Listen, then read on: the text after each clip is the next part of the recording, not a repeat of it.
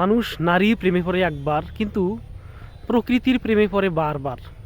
গতকালকেই আমি আমার স্টাফ সহ এখানে ঘুরতে এসেছিলাম, মানে এই প্রত্যন্ত গ্রামে, পটুয়াখালী জেলা কলাপাড়া উপজেলার এই বালিয়াতলী ইউনিয়নের তুলাতলী গ্রামে। এই কিছুক্ষণ আগে যেটা বললাম যে মানুষ নারীর প্রেমে পড়ে একবার, কিন্তু প্রকৃতির প্রেমে পড়ে বারবার।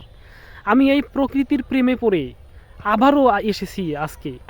এই যে সূর্যমুখী ফুলগুলো, এরা এমনভাবে আমার হৃদয়কে কেড়ে নিয়েছে যে আজকে বিকেলে আমি এখানে আসতে বাধ্য হলাম।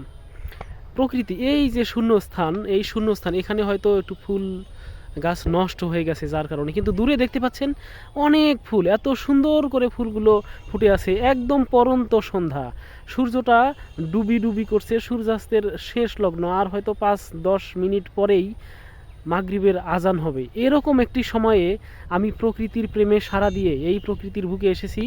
আমার এই যে সোনামণি, আমার ফুলগুলো আমার সন্তানের মতো, ছোট বাচ্চার মতো করে কোলে নিয়ে বুকে জড়িয়ে ধরতে ইচ্ছে করতেছে, কিন্তু সেটা তো আসলে ছিঁড়ে হাতে নেওয়া যাবে না। ফুল হাতে নয়, ফুল গাছেই সুন্দর। প্রকৃতির এই বুক থেকে আমি যদি একটু বিপরীত দিক থেকে আপনাদের দেখানোর চেষ্টা করি, ওই যে দূর প্রকৃতি, সবুজ বনানী, কলা গাছের ভিড়ে সুন্দর একটি বাড়ি, আর তার আশেপাশে ওই যে রাস্তা দিয়ে মানুষ চলাচল করতেছে, গরু, তার পাশে এই সূর্যমুখী ফুল গাছ। কিছুক্ষণ আগে, অর্থাৎ আধ ঘন্টা আগে এখানে বেশ মানুষের ভিড় ছিল। মানুষগুলো এখানে এসে ছবি তুলেছে, মানুষ ভিডিও করেছে। এই প্রকৃতির বুকে এসে, সৌন্দর্যের ভিড়ে এসে নিজেকে বিলীন করে দিয়েছে।